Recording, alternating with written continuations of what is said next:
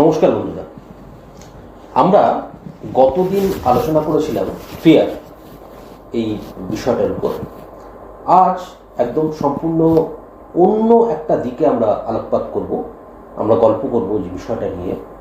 সেটা হচ্ছে আমাদের ডেইলি রুটিন এবং সেই ডেইলি রুটিনটা কিভাবে আমাদের অ্যাক্টিভিটিকে, আমাদের প্ল্যানকে মোটিভেট করে, এনহ্যান্স করে।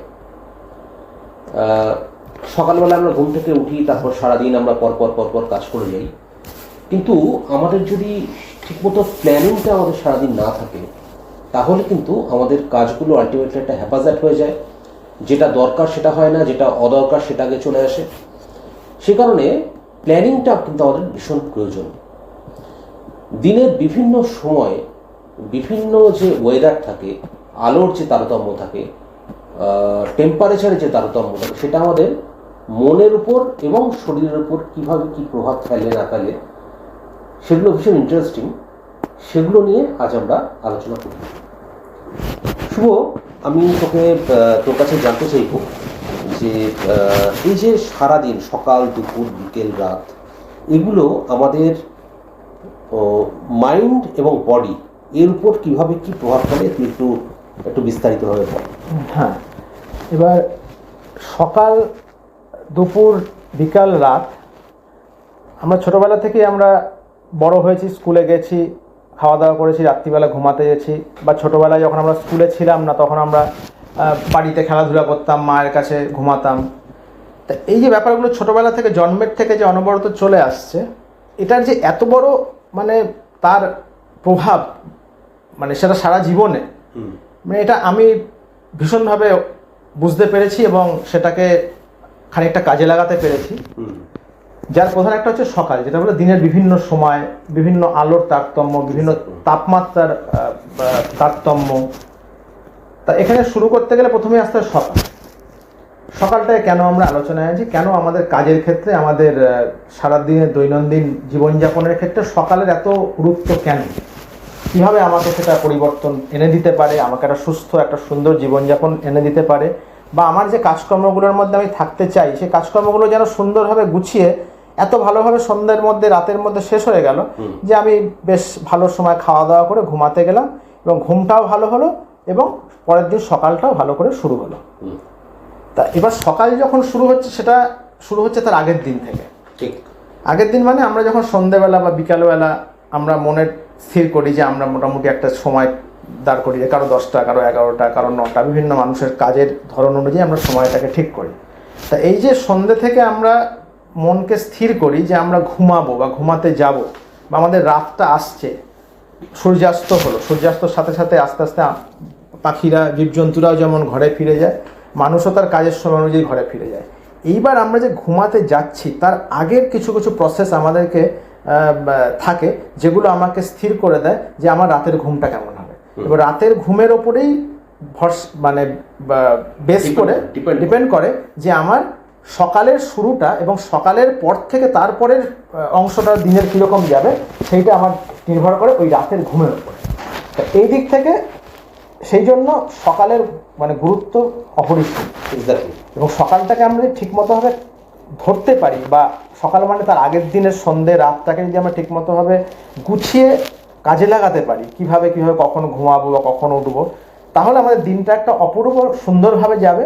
আমরা যে কাজই করি না কেন, ঠিক সেই কাজই আমি যদি সুন্দরভাবে বেঁচেও থাকতে যাই, যে আমি খাওয়া দাওয়া করে সুন্দরভাবে নিজের যে কাজটা সেটা করবো, সেটা খুব সুন্দরভাবেই হবে এবং নিজের মধ্যে একটা তৃপ্তি থাকবে যে হ্যাঁ, আমি যেটা চেয়েছিলাম সেইগুলো করতে পেরেছি এবং খুব সুন্দরভাবে সেই কাজগুলো হয়েছে। এটাই হচ্ছে শুরুটা। হ্যাঁ, সকাল। এবার তুই আমাকে বল যে, আমার মনে হয় যারা আমাদের ভিউয়ার্স তারা জানতে চাইছে সকালের কেন এত গুরুত্ব, এইটা আমাকে একটু ইলাবোরেট করে বল। হ্যাঁ, সকালের গুরুত্ব কেন এতটা, কারণ সকালটা শুরু হচ্ছে, তার আগে একটা দীর্ঘ বিশ্রাম মানে ঘুম। আমাদের শরীরের সবটাই চালিত করে আমাদের ব্রেন। আচ্ছা, একটা তো জিনিস একটু এখানে মনে হয় উল্লেখ করা দরকার, যে আমরা অনেক সময় রাত্রিরে খেয়েই ঘুমোতে চলে যাই। সেটা কিন্তু অত্যন্ত আমাদের আনসাইন্টিফিক এবং আমাদের মেটাবলিজম কিন্তু ঠিকমতো হয় না। এবং 2 ঘন্টা কিন্তু আমাদের রেস্ট নিতে হবে আফটার ডিনার 2 ঘন্টা রেস্ট নেওয়ার পর 2 ঘন্টা সময় কাটানোর পর তারপরে কিন্তু আমরা বিছানায় শুতে যাব, এবং সেটাই কিন্তু আমাদের হজম হওয়া এবং আমাদের যে ঘুম দুটোর পক্ষেই উপকারী। হ্যাঁ, কারণ খাবারগুলো যখন পেটে যাচ্ছে স্বভাবতভাবে ওগুলো তো হজম করার জন্য আমাদের শরীরের সমস্ত এনার্জিটা বা ব্লাড সার্কুলেশন সমস্ত নিয়ন্ত্রিত হচ্ছে। এবার যদি খাবার সাথে সাথে শুতে যাই স্বভাবতই ঘুমটা কিন্তু সেই মতো হয় না, কারণ শরীরটা পুরো ব্যস্ত রয়েছে, আমাদের ব্রেনও ভীষণভাবে কাজ করছে ওই সময়, বিভিন্ন রকমভাবে এনগেজ থাকছে ওই খাবারগুলোকে হজম করার জন্য, যার ফলে খাবার থেকে শোয়ার মধ্যে যে গ্যাপটা সেটা একটা কিন্তু অ্যাকচুয়ালি আমরা তো সবাই জানি যে আমাদের খাবার প্রথমে পাকস্থলিতে যায়, পাকস্থলিতে অনেক খাবারগুলো টুকরো টুকরো টুকরো টুকরো হয়ে ভাঙে, এবং ভাঙতে ভাঙতে ভাঙতে ভাঙতে যখন একদম ছোট ছোট টুকরো পরিণত হয় তারপর সেখান থেকে চলে যাচ্ছে ক্ষুদ্রান্ততে, এবং সেখান থেকে বাকি প্রসেস বিভিন্ন এনজাইমের মাধ্যমে ওগুলো শরীরে ছড়িয়ে বাকিটা। এবং এই যে খাওয়ার পরে যে খানিকটা হাঁটা, খানিকটা বসা, এগুলো হচ্ছে ওই টোটাল প্রসেসটাকে আমরা কিন্তু করতে দিচ্ছি। কিন্তু যদি খাওয়ার পরেই বালিশে মাথা দিয়ে শুয়ে পড়ি আমরা, তাহলে কিন্তু এই প্রসেসটা ব্যাহত হচ্ছে। এবং এটাও হয়, আমি খেয়াল করে দেখেছি, যদি ওইভাবে আমরা করেও থাকি, সকালে যখন আমরা ঘুম ভাঙছি, ঘুম তো অবশ্যই হবে, কারণ সারাদিন ক্লান্ত আছি, আমি খাওয়া দাওয়া করে শুয়েছি, ঘুম অবশ্যই হবে। সকালে যখন আমি ঘুম থেকে উঠছি তখনও কিন্তু ঘুমের যে ফ্রেশনেসটা সেটা কিন্তু আসছে না তখন। কারণ আসছে না এই কারণে, কারণ শরীরটা ব্যস্ত ছিল এই হজমের প্রক্রিয়ায়, সেই জন্য ঘুমটা যেটা সাউন্ড স্লিপ সেটা হতে দেয়নি। ওই জন্য সকালে ওঠার পরেও আমাদের হাই ওঠে, সকালে ওঠার পরেও মনে হয় যেন কেমন যেন একটু লাগছে, আর একটু ঘুমোতে ভালো। আসলে ঘুমানোর সময়টা গেছে, ঘুম হয়েছে, কিন্তু ঘুমের যে কোয়ালিটি সেই কোয়ালিটিটা আসে। হ্যাঁ, যার জন্য সকালটা আমাদেরকে। শুধু আমাকে বল যে এই যে সান রে, আমরা যে সকালবেলা উঠেই আমরা এক্সারসাইজের দিকে যাই, এই যে সান রে আমাদের চোখের মধ্যে ঢোকে, সূর্যরশ্মিটা আমাদের ব্রেনের মধ্যে দিয়ে, এর ফাংশনটা কি? এই সানরের ফাংশনটা কি আমাদের মাইন্ড এবং বডিতে? হ্যাঁ, সানরের ফাংশন হচ্ছে কি, আমাদের যেটা রাত্রিবেলা আমরা ঘুমিয়ে আছি একটা অন্ধকার জায়গাতে, ঠিক আছে, সেই সময় আমাদের শরীরে হরমোনাল সিক্রেশন, বিভিন্ন রকমের হরমোনের যে ক্রিয়াকলাপগুলো ঘটেছে, শরীর ভীষণভাবে রেস্ট পেয়েছে। এবার শরীরকে জানাতে হবে যে আমি কিন্তু এবার ঘুম থেকে উঠলাম। এবার শরীর, আমি উঠে গেছি, কিন্তু আমি যদি ঘরের মধ্যেই থেকে যাই বা অন্ধকার বা কোনো আলোর ভেতরে আমি থেকে যাই, তাহলে কিন্তু আমাদের ব্রেন পর্যন্ত সেই জিনিসটা পৌঁছাচ্ছে না যে আমাদের শরীরের যে হরমোনাল সিক্রেশনগুলো যেগুলো হয়েছিল তার থেকে একটা অন্য সিক্রেশনের দিকে আমাদের চলে যায় শরীরটা। তো সেটা যতক্ষণ না আমরা বাইরের হাওয়া বা বাইরের আলো বা বাইরের তাপমাত্রা বা সূর্যালোক, যেটাকে সানরেস বলছি আমরা, সেটা যতক্ষণ না আমাদের শরীরে বা মুখে চোখে লাগছে, ততক্ষণ কিন্তু আমাদের পুরো শরীরটা কিন্তু জাগছে না ততক্ষণ। তা এই জন্য মানে এটা ভীষণভাবে বিজ্ঞানসম্মতভাবে প্রমাণিত যে বলছে যখনই ঘুম থেকে আমরা উঠবো, ওঠার পরে যেন আমরা ঘরে না থাকি, যেন বারান্দায় চলে, হ্যাঁ অবশ্যই যেন ঘর থেকে আমরা বেরিয়ে যাই। বিছনা থেকে তো নামা তো অবশ্যই, বিছনায় তো বসা একদমই ঠিক না।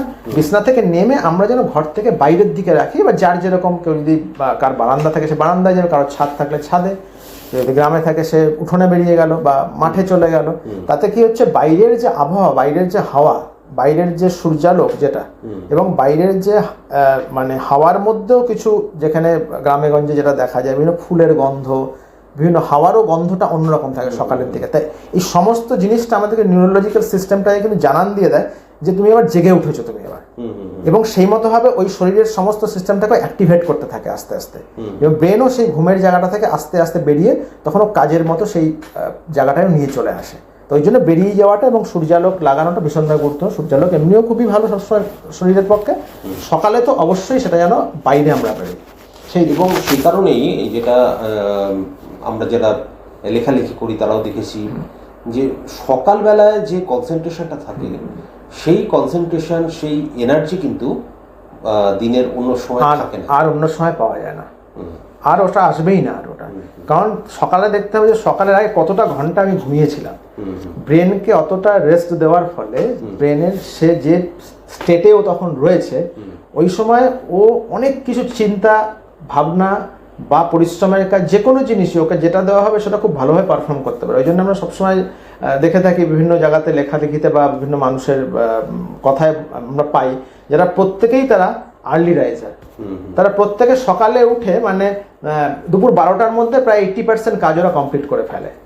এই ধরনের মানুষদের আমরা পাই যাদেরকে আমরা ভীষণ সফল দেখে থাকি। তাদের বেশিরভাগ মানুষকে যদি আমরা দেখে থাকি, তারা দেখা যায় ভোরবেলার দিকটাকে ভীষণভাবে ব্যবহার করে, সে লেখক হোক, শিল্পী হোক, বা যে কোনো মানুষ, পড়াশোনার কোনো ছাত্রছাত্রী যেই হোক, তারা সকালটাকেই ব্যবহার করে। এবং সকালের ওই সময় যে প্রোডাক্টিভিটি থাকে, ব্রেনটাকে সেই সময় এত ভালোভাবে মানে ইউটিলাইজ করা যায় এবং সেও এত সুন্দর রেসপন্স দেয় যে দিনের অন্য সময় ওই কাজটাই করতে গেলে যেটা আমার হয়তো 1 ঘন্টার কাজটা হয়তো 3 ঘন্টা লেগে যেতে পারে।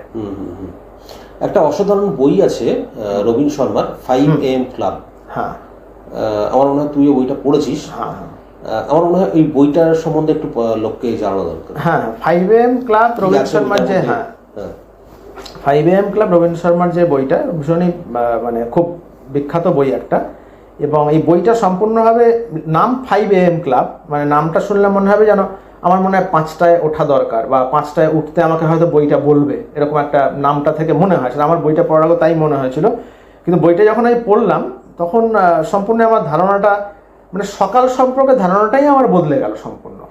যে সকাল কি, সকালকে কিভাবে ব্যবহার করেছে মানুষ এবং করে আসছে, এবং সকালের সাথে আমার এই শরীরের অনেক কিছুই আমার না জানা, সেই না জানা জিনিসগুলোকে সকাল কিভাবে নিয়ন্ত্রিত করছে আমার না জানার সত্ত্বেও, এটা আমাকে সত্যি অবাক করে দিয়েছে। এবং যেখানে একটা সুন্দর মানে একটা অ্যাকশন পয়েন্ট বলা চলে এটাকে দেওয়া আছে, যে উনি বলছেন যে 20-20-20 ফর্মুলা। এক্স্যাক্টলি। তো এই বইটাতে 20-20-20 ফর্মুলা আমাকে খুব ভীষণভাবে ভাবায়, এবং আমিও ভীষণভাবে নিজেকে চেষ্টা করি যে এটাকে করে দেখা যাক কি ঘটে ব্যাপারটা। তা 20-20-20 ফর্মুলাতে বলছে যে সকালে যখন আমরা ঘুম থেকে উঠছি, প্রথম যে 1 ঘন্টা, ওঠার পরেরই যে 1 ঘন্টা ভীষণ গুরুত্বপূর্ণ সেই সময়টা, কারণ এটা অনেক কিছুকে নিয়ন্ত্রণ করে পরে আরো বাকি দিনটাতে। 20 হচ্ছে 20 মিনিটস, 20 মিনিট, 20 মিনিট, 20 মিনিট, মানে 3টে 20 মিনিট 60 মিনিট। তা প্রথম 20 মিনিট উনি বলছেন, প্রথম 20 মিনিট উঠে আমরা যেন মুভমেন্ট করি, যেটা আমি একটু আগে বললাম, যে আমরা সকালে উঠেই বলছি কেউ যেন ঘরের মধ্যে না থাকি, বিছনায় না থাকি, আমরা বেরিয়ে পড়ি। বেরিয়ে পড়া মানে আমরা যেন নিজেদেরকে মুভমেন্টের মধ্যে নিয়ে আসি। মুভমেন্ট মানে আরেকটু যদি ক্লিয়ারভাবে বলা যায়, মুভমেন্ট বলতে উনি বলতে চাইছেন একটু হালকা এক্সারসাইজ করা, একটু নড়াচড়া করা, অন্ততপক্ষে হাঁটা, অন্ততপক্ষে হাত পা নাড়া। এবং খুব ভালো হয় যদি সেটা সামান্য একটুখানি ঘাম ঝরানো কিছু করা যায়। 20 মিনিট যদি আমরা একটু মুভমেন্টে করলে কি হবে, একটু হালকা ঘাম মতো ব্যাপার আসবে শরীরে। তা সেই 20 মিনিট, নেক্সট 20 মিনিট বলছেন উনি পড়া। হ্যাঁ, পড়া, রিডিং। বলছে আপনার যে কোনো বই যেটা আপনি ভালোবাসেন, সেই বইটাকে 20 মিনিট পড়ুন, 20 মিনিট এক্সারসাইজ করুন, 20 মিনিট মুভমেন্ট করুন, 20 মিনিট পড়ুন। আর লাস্ট 20 মিনিট উনি বলছেন রিফ্লেক্ট করা। রিফ্লেক্ট করা মানে হচ্ছে 20 মিনিট আপনি চুপচাপ বসে থাকুন, কিছু করবেন না, একদম জাস্ট রিল্যাক্স। হ্যাঁ, বসে থাকুন। আপনি সে 1 কাপ চা হাতে নিয়েও বসে থাকতে পারেন, বা আপনি চেয়ারে, বারান্দায়, মাঠে, যে কোনো জায়গায়, আপনি ছাদে, আপনি চুপচাপ চেয়ারে বসে রইলেন, বা আপনি দাঁড়িয়ে রইলেন, আকাশের দিকে তাকিয়ে রইলেন, কোনো অসুবিধা নেই। মিনস রিফ্লেক্ট মানে আপনি অনেক দূরের কোনো দৃষ্টিতে আপনি, কারণ এটা ব্রেনের একটা খুব ভালো এক্সারসাইজ এটা। মানে যখনই আমরা শরীরকে বা মনকে খুব দূরে তাকিয়ে থাকি বা চুপচাপ বসে থাকি, আমরা অ্যাকচুয়ালি কিন্তু বসে থাকতে পারি না আমরা, কারণ আমাদের ব্রেনটা তো আমাদের সবসময় কাজ করে যাচ্ছে, তা ও কিছু না কিছু ভাবছে। তা উনি বলছেন 20 মিনিট আপনি রিফ্লেক্ট করুন। রিফ্লেক্ট মানে ভাবুন আপনি। এবার কি ভাববো, কেন ভাববো, সে পার্টটা আরেকটা। কারণ বসে থাকলে কি আমার মাথাটা কিছু না কিছু চিন্তা করতে থাকবে, আমি কি করবো, হতে পারে আমি কি এরপরে করতে চাবো, সারাদিন আর কি কাজ আছে আমার, কালকে কোনো কাজ আমার বাদ পড়ে গেছে, সেটা করবো কিনা। মানে এবার যার যেরকম ভাবে যে কাজের সঙ্গে যুক্ত, তার 20 মিনিট যদি রিফ্লেক্ট করি, সঙ্গে সঙ্গে সেই ভাবনাগুলো আমাদের মনের মধ্যে কিন্তু ঘুরপাক খেয়ে থাকবে। তাহলে কি আমি নিজেকে ওই সময়টা নিজেকে অর্গানাইজড করে ফেলছি। 20 মিনিট একটা সময় আমি পুরো দিনটাকে আমি অর্গানাইজ করে ফেলে দিলাম, একটা পুরো দিনটাকে আমরা কল্পনা করে নিলাম, এটা এখানে যাবো, আমি এদিকে যাবো, ওনার সঙ্গে কথা বলবো, এখন স্নান করবো, স্নান করার পর আমি এই সময়ের মধ্যে ফিরে আসবো। এই 20 মিনিট কিন্তু যথেষ্ট সময়, ব্রেন কিন্তু সেই সময় আমাদের প্রচুর কিছু ভেবে ফেলতে পারে। তাই 20-20-20 ফর্মুলা, এই ফর্মুলা সত্যিই খুব সুন্দর। আমি এটা নিজেও অনেক প্র্যাকটিস করেছি বা করতে আরও ভালোভাবে করার চেষ্টা করছি, যেটা করে কিন্তু খুবই ভালো লাগে। কারণ সকালবেলা একদম এক্সারসাইজ করলে খুবই সুন্দর লাগে দিনটার শুরুটা, কারণ দিনের শুরুতে এক্সারসাইজে কি হয়, বিভিন্ন রকম শরীরের হরমোনাল সিগন্যাল, শরীরটাকে চার্জ হয়ে যায় সেই সময়। আর 20 মিনিট আর বই পড়া তো ব্রেনের একটা খুব ভালো এক্সারসাইজ একটা। আর 20 মিনিট রিফ্লেকশন করা, রিফ্লেকশন মানে আমার প্ল্যানিংটা হয়ে যাচ্ছে, ভাই চুপচাপ ভাবছি। এবং সেই সময় শুধু আমার একটা কথা মনে হয় যে আমরা যদি নিজেদেরই খানিকটা টাস্ক দিয়ে দিই যে আজকে আমার টার্গেট থাকলো এই কাজগুলো আমি আজকের মধ্যে কমপ্লিট করব। অনেক সময় কি হয় যে পরপর কাজগুলো লেখা থাকলো, তারপরে দেখা গেল যে এটা হয়নি, ওটা টাইম পাওয়া যাচ্ছে না, এই সময়ের মধ্যে দিয়ে এটা হলো না। সময়ের সঙ্গে আমরা আমাদের অ্যাক্টিভিটিকে অনেক সময় মেলাতে পারি, কিন্তু আমরা যদি সময়টাকে বাদ দিয়ে দিই, আমরা যদি শুধু অ্যাক্টিভিটিগুলো নিয়ে ভাবি যে আজকের মধ্যে যেভাবেই হোক না কেন আমি এই কটা কাজ কমপ্লিট করবো।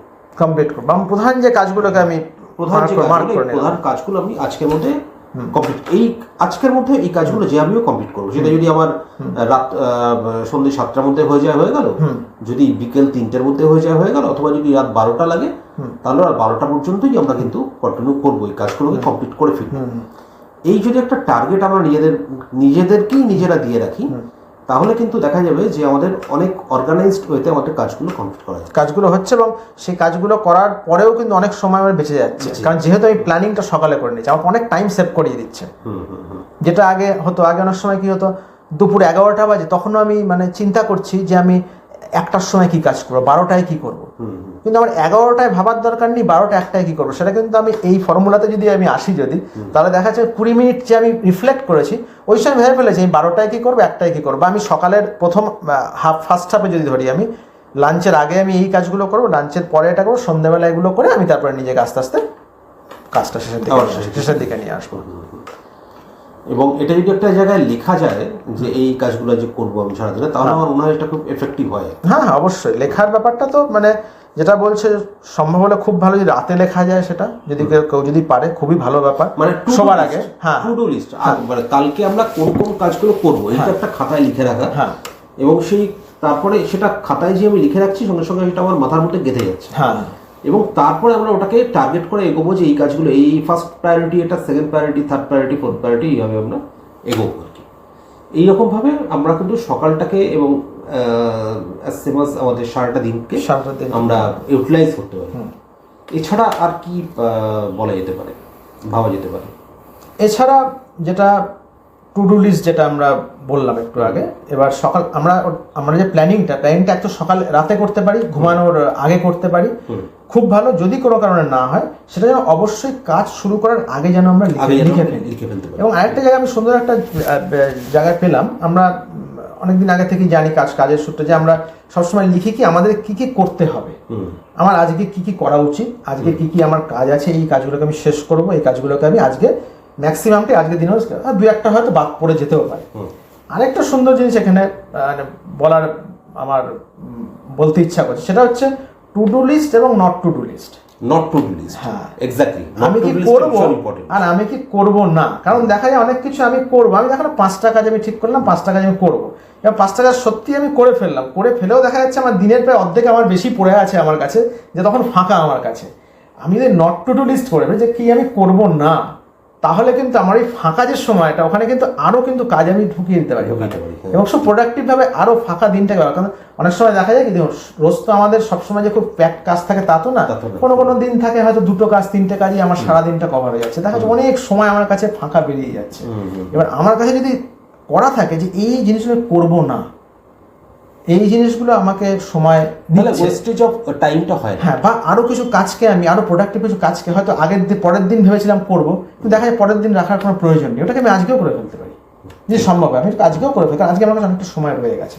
আর একটা জিনিস আমার মনে হয় একটু বলা দরকার, কারণ আজকে তো মোবাইলটা আমাদের হাতে একটা খুব অপরিহার্য জিনিস হয়ে রয়েছে, এবং তার মধ্যে রিলস চলে আসছে, এবং রিলসের একটা অদ্ভুত নেশা আছে, মানে একবার রিলস দেখা শুরু করলে পরপর কিন্তু, কারণ বৈচিত্র্য রয়েছে প্রচুর, এক একটা রিলস এক এক রকম, এবং এট এ টাইম আমি কিন্তু ওই ছোট্ট একটা এই স্ক্রল করলেই আমি স্পোর্টস পেয়ে যাচ্ছি, সিনেমা পেয়ে যাচ্ছি, পলিটিক্স পেয়ে যাচ্ছি, রিলিজিয়ান পেয়ে যাচ্ছি, এন্টারটেনমেন্ট, সব কিছু আমি পেয়ে যাচ্ছি।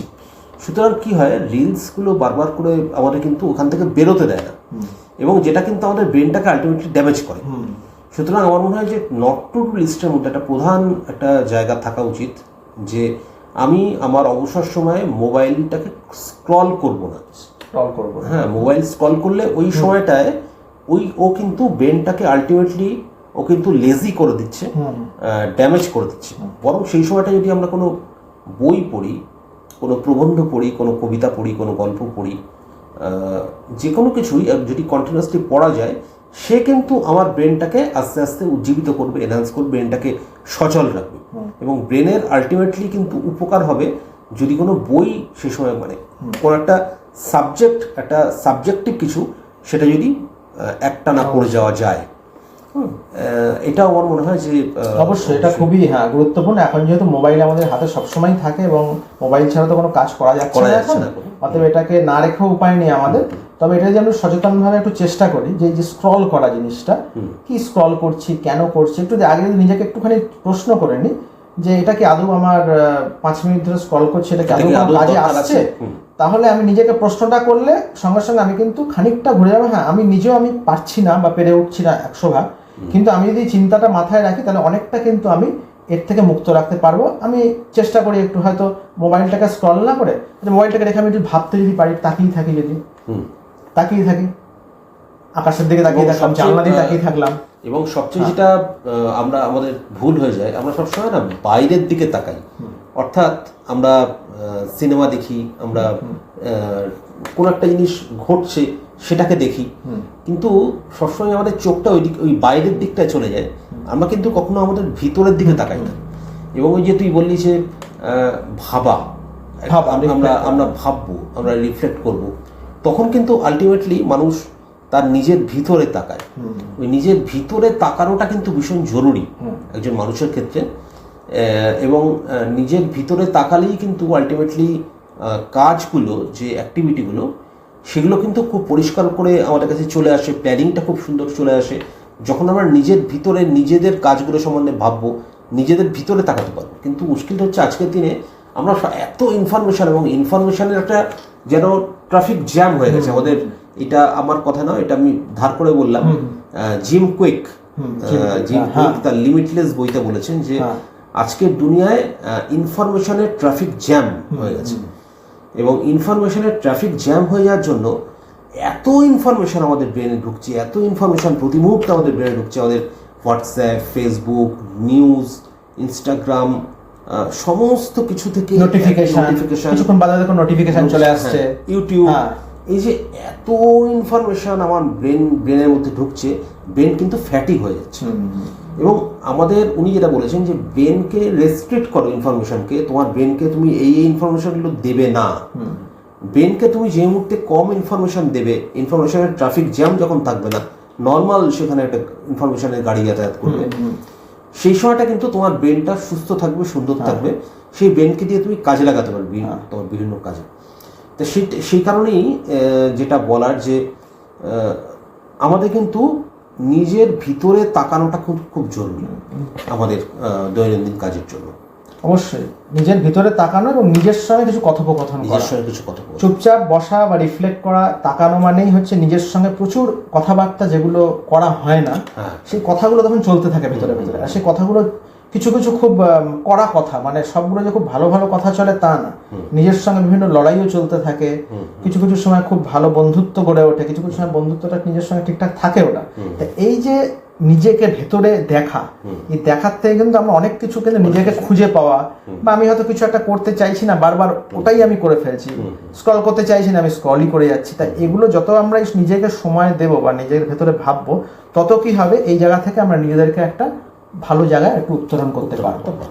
এবং সেটা খুব সুন্দর একটা জীবন হবে। সেটা অবশ্যই আমাদের ক্লাব বইটা তুই পড়েছিস, আমার মনে হয় যারা শুনছে আমাদের ভিউয়ার্সরা, তারা আরো কিছু তাদেরকে জানানো উচিত এই বইটা সম্বন্ধে, বা তোর এই আউটউইটিং বা আউটউইটিং দ্য উইল যে বইটা, এই দুটো বই সম্বন্ধে কি আছে 5am ক্লাবের মধ্যে, আরো কি আছে আমার মনে হয় একটু একটু একটু টাচ করে যা। হ্যাঁ, একটু যেরকম আমি 5am ক্লাবটা আমি সবাইকেই পড়তে বলবো, কারণ এই বইটা আমি খুব পরেই পেয়েছিলাম। এই বইটা মনে হয়েছে আমার আরো আগে পেলে অনেক ভালো হতো।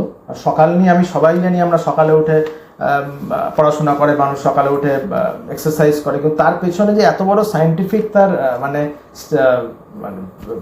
রিজন রয়েছে তার পেছনে, এবং গ্লোবালি ব্যাপারটাকে নিয়ে কত রকম ভাবে রিসার্চ হয়েছে। রিসার্চ হওয়ার পরে এটাকে এরকম ভাবে যে আমাদের প্রতিটা মানে শরীরের অঙ্গ প্রত্যঙ্গের সাথে সকাল এভাবে জড়িত, মানে এত, এবং খুব বড়, আমি বলছি না বইটা খুব ছোট, বইটা পড়তে সময় লাগবে, এবং আমি বলি যে হ্যাঁ সময় নিয়ে পড়াটাই ভালো।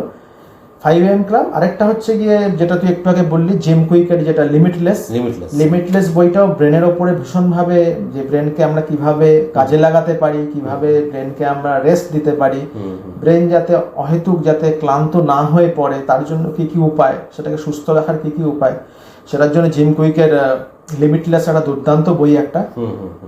আরেকটা হচ্ছে যেটা বললি সেটা হচ্ছে নেপোলিয়ান হিলের outwitting the evil. Outwitting the evil মানে বইটা হচ্ছে সম্পূর্ণই ফিয়ারের ওপরে বইটা, মানে ভয় আমাদেরকে কিরম ভাবে আস্তে আস্তে আমাদেরকে কোলাপস করে দেয়, এবং সেই ভয়টা প্রতিটা কাজ, প্রতিটা অ্যাক্টিভিটি, একদম ছোটবেলা থেকে সেই স্কুল থেকে শুরু করে শিক্ষা, ধর্ম, সমস্ত জায়গাতে আমাদের কোনো কাজ করানোর পেছনে বা করার পেছনে আমাদের প্রধান যে জিনিসটা ব্যবহার করা সেটা হচ্ছে ভয়। এবং সেই ভয়টা কিভাবে আমরা এড়িয়ে আসতে পারি, ভয়টাকে কিভাবে আমরা খুব সহজ জয় করতে পারি। রাস্তাটা খুব সহজ নয়, কারণ বড় বড় মানুষদেরই ভয়কে জয় করতে, তারা বলছেন যে আমার কারো 4 বছর লেগেছে, কারো 5 বছর লেগেছে, তারাই বলছেন। তা এই বইটাতে কিন্তু নেপোলিয়ন হিল খুব দুর্দান্ত ভাবে একটা কথোপকথনের মাধ্যমে, একটা ইন্টারভিউয়ের মতো, একজন বলছে, একজন উত্তর দিচ্ছে, একজন বলছে, উত্তর দিচ্ছে, মানে দুর্দান্ত বই একটা। তা এটাও আমি বলবো যে এটাও পড়াটা খুবই ভালো, এবং অনেক কিছু জানা যাবে বইটা থেকে, নিজেকে অনেক সুন্দরভাবে আরো একটা অন্য পার্সপেক্টিভে দেখা যায়। হ্যাঁ, সেই জন্য আমি বলবো শ্রোতারা যেন অন্তত 5am ক্লাব, লিমিটলেস এবং আউটউইটিং দ্য ইভিল, নেপোলিয়ান হিলের এই বইগুলো যেন তারা মানে খুব স্বাভাবিকভাবেই তারা যেন পড়ে নেন, তাহলে আরো ভালোভাবে জানা যাবে এক একজন জিনিস। আমি কিছুটা ওর থেকে হয়তো করেছি, তারা আরেকটু অন্যরকম ভাবে কিছু নিতে পারবেন, এটাই আমি বলবো সবাইকে। আমাদের আজকের পর্ব এখানেই শেষ হলো। আমার মনে হয় যে আমরা এই বিষয়গুলো যদি মাথায় রাখি, অর্থাৎ সকালটাকে কীভাবে আমরা ইউটিলাইজ করব, আমার মনে হয় আমাদের সমস্ত দিনটাই একটা অন্য রকমভাবে আমাদের কাছে ধরা দেবে। আজকের মতো এখানে শেষ করলাম, আবার ফিরে আসবো পরের সপ্তাহে।